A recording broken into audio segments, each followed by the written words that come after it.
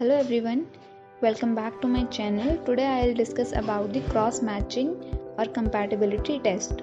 जो cross matching होता है वो ब्लड बैंक के अंदर ब्लड ट्रांसफ्यूजन करने से पहले ये डिटरमाइन करने के लिए किया जाता है कि जो डोनर का ब्लड है मींस जिसने ब्लड डोनेट किया है दैट इज़ कॉल्ड डोनर। तो जो डोनर का ब्लड है वो पेशेंट के ब्लड के साथ कंपैटिबल है या नहीं। पेशेंट मींस रेसिपिएंट पेशेंट को ही बोला जाता है जिसकी बॉडी में वो ब्लड ट्रांसफ्यूजन होना है, उसको रेसिपिएंट बोलते हैं। डोनर्स मींस पता ही होगा कि जो ब्लड डोनेट करता है। तो ये चेक करने के लिए किया जाता है ब्लड बैंक के अंदर क्रॉस मैचिंग के थ्रू ये पता चलता है कि जो डोनर का ब्लड और रेसिपिएंट का ब्लड दोनों कंपैटिबल है या नहीं, उन दोनों के ब्लड के अंदर RH फैक्टर सेम है या नहीं, या उन दोनों का ब्लड ग्रुप सेम है या नहीं। ये सब चेक करने के लिए क्रॉस मैचिंग की जाती है। इसे कंपैटिबल टेस्ट भी बोलते हैं। अब ये 2 टाइप्स की होती है, मीन्स 2 पार्ट्स में डिवाइड किया गया है इसको। Cross matching is divided into 2 parts.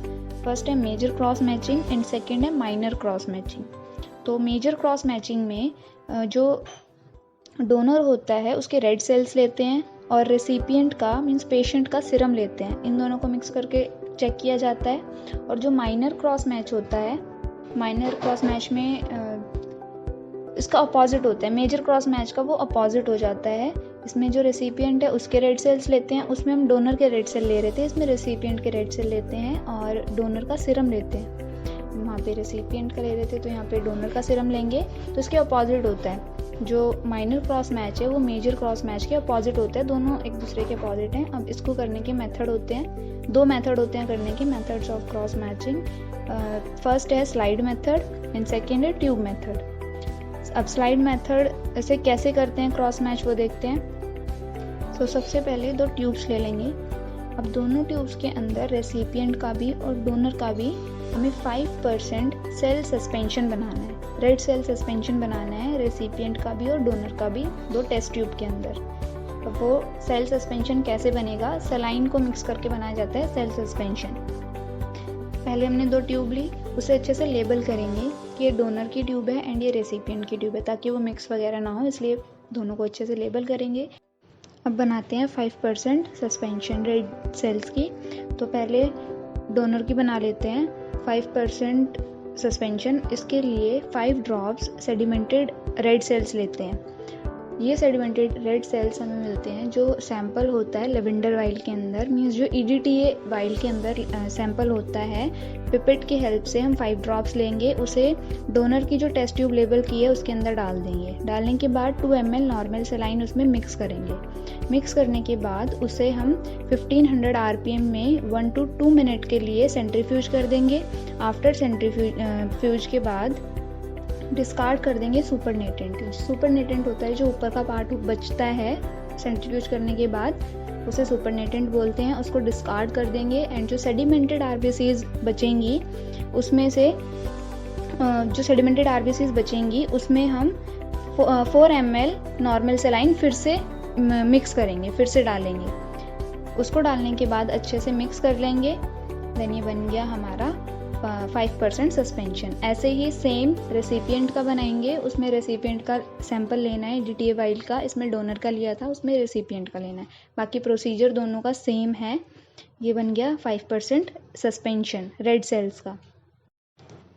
And then हम एक स्लाइड लेंगे, उसमें 2 पार्ट्स कर लेंगे, एक मेजर साइड और एक माइनर साइड। तो जो मेजर साइड है वहाँ पे डोनर का सेल्स लेने हैं, जो हमने अभी सस्पेंशन बनाया डोनर की ट्यूब में, उसमें से 2 सेल्स लेंगे, थोड़े 1 या 2 ड्रॉप्स लेंगे एंड उसके अंदर रेसिपिएंट का सीरम मिक्स करेंगे। अब सीरम कहाँ से मिलेगा, एक वाइल होती है जिसे SST वाइल बोलते हैं, सीरम सेपरेटिंग ट्यूब, जिसकी येलो कैप होती है। उसको सेंट्रीफ्यूज करने के बाद सिलिका जेल होता है, वो सेपरेट कर देता है सेल्स को और सीरम को। तो उस वाइल से हम सीरम लेंगे रेसिपिएंट का। तो डोनर के सेल्स लेंगे जो हमने सस्पेंशन बनाया है और रेसिपिएंट का सीरम लेंगे, उसे मिक्स कर देंगे। एंड सेम ऐसे ही मेजर साइड भी करना है हमें। मेजर साइड पे डिफरेंस मैंने बता दिया था, इसके अपोजिट होगा जो मेजर साइड पे तो हमने कर लिया, जो माइनर साइड होगी उसका ये अपोजिट होगा मेजर का। तो सबसे पहले हमें रेसिपिएंट का सेल लेना है। सेल सस्पेंशन जो रेसिपिएंट का भी बनाया होगा उसकी ट्यूब से वो ले लेंगे 1 to 2 ड्रॉप्स ठीक है। उसके अंदर डोनर का सीरम मिक्स करेंगे। फिर दोनों में एग्लूटिनेशन देखते हैं। एग्लूटिनेशन देखने से पहले एप्लीकेटर स्टिक से दोनों को अच्छे से मिक्स करना है। मिक्स करने के बाद उसे थोड़ी देर रूम टेम्परेचर पे रखना है, 5 to 10 मिनट्स तक मॉइस्ट चैम्बर में। रखने के बाद हम देखते हैं एग्लूटिनेशन। अगर उसके अंदर एग्लूटिनेशन आई, एग्लूटिनेशन पता है क्या होता है, थोड़ा फटा फटा सा नज़र आएगा, जो रेड सेल्स होंगे थोड़े फटे फटे से नज़र आएंगे, उसको एग्लूटिनेशन बोलते हैं। अगर एग्लूटिनेशन नज़र आई, हमें दिखे एग्लूटिनेशन है, तो जो ब्लड है डोनर का और रेसिपिएंट का वो कंपैटिबल नहीं है, मतलब वो पेशेंट के बॉडी में ट्रांसफ्यूजन उसका नहीं हो सकता, वो कंपैटिबल नहीं है। अगर कोई भी एग्लूटिनेशन नज़र नहीं है, हमें कोई एग्लूटिनेशन दिखे नहीं रही है उसके अंदर, तो मतलब जो पेशेंट और डोनर का ब्लड है वो कंपैटिबल है, उसको डोनेट कर सकता है डोनर, कंपैटिबल है, वो उसकी बॉडी में ट्रांसफ्यूज हो सकता है।